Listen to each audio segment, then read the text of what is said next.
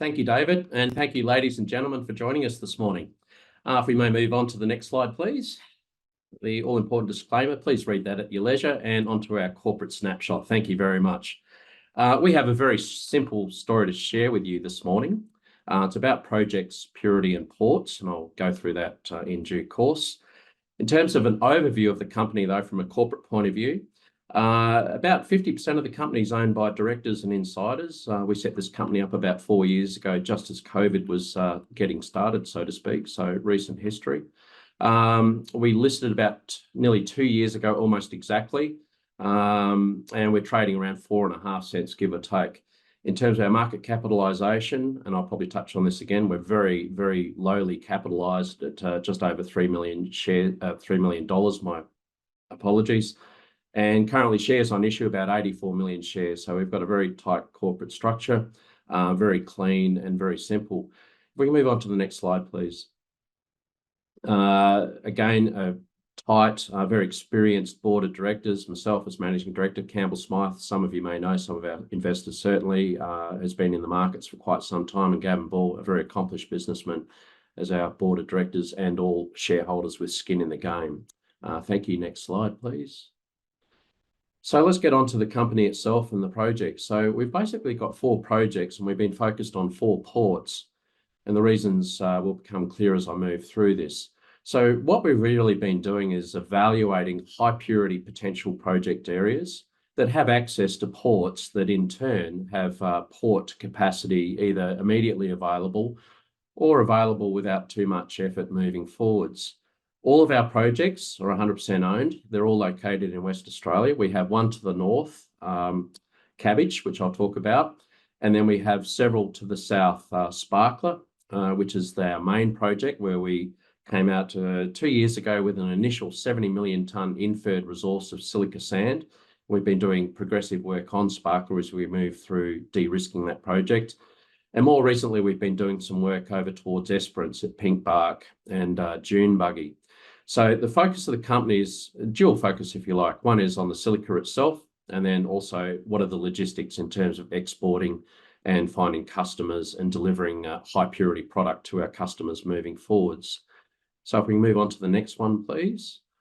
The ports in particular down south, our Sparkler project, we started at this project initially about 3.5 years ago. And we were attracted to it because of its proximity to a major highway and then connection of that highway through to Bunbury Port, where there is some capacity available, and Albany Port, which is another bulk tonnage export port here in West Australia. Our initial sampling was very encouraging. We would get silica grades in excess of 99% silica. And we've done subsequent work on that shows that with very simple washing and cleaning, we can improve the grades and the purity of that. So 70 million tonne JORC resource, more than enough for us to get started with. And if we can move on to the next slide, please. So just a closer look at Sparkler and where we did some drilling towards the end of last year. And that little area in the yellow odd shape is our inferred resource area where we've increased the drill density and we're working on improving the confidence as we go from JORC inferred resource and start to move it up the rankings. And there's some details on our mineral resource statement that we came out with. And with respect to the grades and the metallurgy that we've done, we can see that we can lift it to 99.5% silica purity, which is very encouraging from that photovoltaic sector that David just touched on in our introduction. And of course, equally important is getting low iron. So if we can move on to the next slide, please. And this is actually what the Sparkler Silica Sand project looks like. It's actually used low-value farmland. It's been under agricultural usage for decades. And we're looking for that high-purity silica, as I've mentioned. The good thing about high-purity silica is, unfortunately, from a farming and agricultural point of view, it's literally sand, almost beach sand. Therefore, from an agricultural value, it tends to be pretty low value. It's difficult ground to grow things on. The nutrient levels are very low. Clay content's low. In fact, all the things that make it a great sand deposit from a silica sand and a purity point of view is what makes it less attractive from a farming point of view. So This area is also, for that reason, attracted our attention early on, and that's why we've been back for multiple drill programs over the last couple of years, gathering further bulk samples and then working towards securing customers. Next slide, if we may, please. So in terms of high purity silica sand, this is a slide that shows the relatively raw silica sand on the top left corner. You can see little black dots and impurities, which is the way nature provides it. But as we move through screening and sizing the sand, we can improve the purity of it just by simple screening. Gravity separation using spirals, just water and letting gravity do the work to again separate the silica from the impurities. And then as a final stage, using magnets to pull any residual iron out of the silica, then gives us a very simple, very low cost processing to take it from raw silica sand in the ground and then upgrade it to the high 99+% level of silica, but also bringing that parts per million of iron down to around 100, which is specifically targeting the photovoltaic sector, i.e. solar panels. Thanks. Next one, please. So cabbage, the one to the north, we selected that again because we could see some high purity silica opportunity at surface from our initial work. And then initial sampling confirmed that in some areas we get very clean silica, which was a very pleasant surprise. And the good thing with cabbage is it's only 4 kilometres from the major highway number 1. And highway number 1, of course, connects through to Kununurra and onto Darwin. But what we're really interested in is the fact that it also connects through to Wyndham Port, which is about 90 kilometres from the project site by road to Wyndham. And one of the two attractive things about Wyndham, one is the capacity is, let's say, very generous. It's very underutilised port. The second thing is being located in far northern Australia. It's got great proximity to the Asian markets, which of course is where a lot of Australia's commodities are destined for further processing and upgrading and turning into finished products, consumer products across the board. So Wyndham also has potentially a great freight advantage in terms of freight cost for us to deliver product to our customers. So that proximity is very interesting. The other encouraging thing about Northern Australia is there is federal money available for infrastructure and projects of merit. So, of course, we have our eyes firmly fixed on that sort of funding to assist us moving forwards with this project. If we can go on to the next slide, please. So in terms of just a closer look at cabbage, we've done some light exploration work, surface sampling, gridding across the silica sand that we've seen at surface. There's an indication of some of our traverses with silica sand samples, which we've sent off to the lab. And again, the grades that we're seeing coming back from the lab are very encouraging. So we're doing further work to see just how much we can lift that purity to from the cabbage silica area. We've also done microseismic, which defines the base of the sand unit, and of course digital elevation or surveys at surface, which gives us a surface topography. So we've again got a very encouraging handle on the volume of sand potential there before we get into more detailed drilling and metallurgical work as we move forwards. Thank you. Next slide. So in terms of a bit of an aerial view of cabbage, you can see highlighted to the top left-hand corner is some orangey coloured sand, which is not so much of interest because it does have higher iron content. You can see that reflected in that slide. But to the bottom right, you can see even though the silica grade might be a little bit less just on the raw grabs, the iron is also lower. So each silica deposit has its own unique characteristics, just like each port has its own unique characteristics as to where it's at with infrastructure and utilisation. So we look at each silica deposit and we do this very quick, very low cost cursor examination of looking at the silica grains under a microscope, seeing it to the lab and seeing what's most amenable to giving us a high purity product with very low cost. So it's almost direct shipping ore is what we're looking at here, and a copy of the helicopter, photo of the helicopter there on site where we did this initial grab sampling program last year. Thank you. Next slide.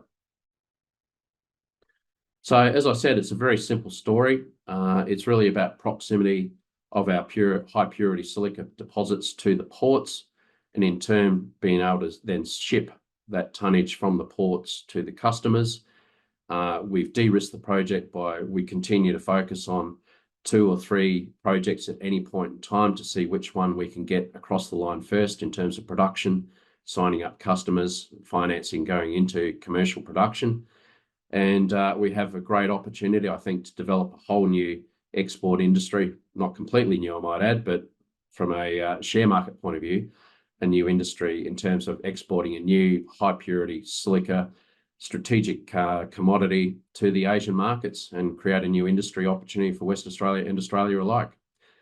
And that's really the end of my presentation. Thank you very much. Last slide. Thanks, Andrew. Great presentation. Interesting product, as you touched on. Just looking at demand, what are you seeing from a demand point of view for the product?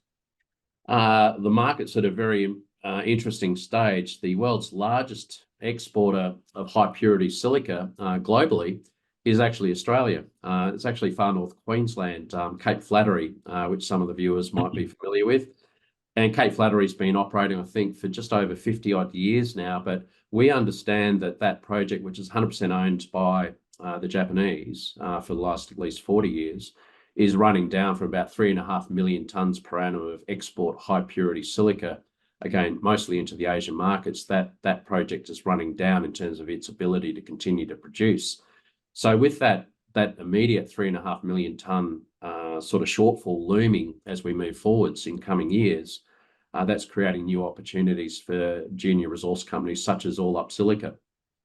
So we're very interested in that. And then also from a pricing point of view, if I may add, silica, especially the high purity silica, is really being pulled by very strong demand for solar panels, photovoltaic solar panels like low iron content silica. That's what eliminates most of the deserts and most of the obvious places for sand supply around the world because of the iron staining that goes with a lot of desert sand. So the clean sand is what's actually quite difficult to locate. And that's where we've got these 4 projects that we're moving forwards with. And then, of course, the price is looking very encouraging because the cost of a solar panel, of course, is many hundreds of times more than the cost of the raw commodity. And the demand for solar panels is just growing all the time, and hence the demand for high purity silica sand. And as I just touched on, the world's largest exporter from Queensland is looking at reducing their production moving forwards as they get towards end of life of mine. When you start talking to potential offtake partners and or users? We were being approached and contacted regularly right from the get-go about 3 years ago. So we maintain regular updates with the customers as they continue to scour around themselves to find new sources of supply, not just to meet imminent shortfalls perhaps from existing production, but also to meet their own expansion needs, because there's not much point building a big factory to produce more solar panels if you can't supply it with high purity silica. So it really is a chicken and egg that we're working with customers to resolve. And of course, in that, there's a business opportunity for us as a company and shareholders.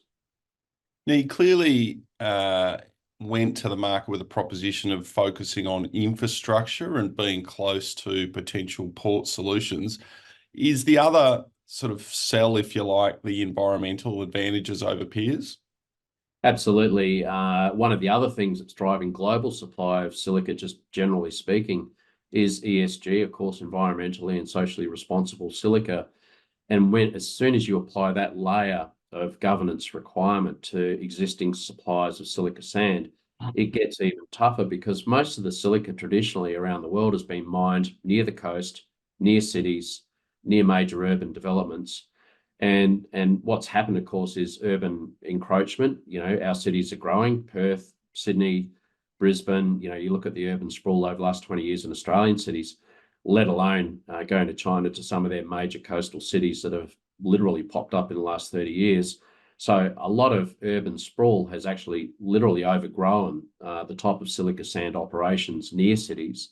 And then separately, when you get a bit further away, the desire for national parks and recreational parks and nice beaches without mining activities has also increased almost exponentially over the last 30 years. So you put all that together, and what you're looking at is increased demand and restricted supply. And these are long-term trends over decades. This is not just something that happened with an economic boom and bust in the last 12 months. So we think that the future for high purity silica with environmentally, socially sourced is significant blue sky and a very long-term positive future.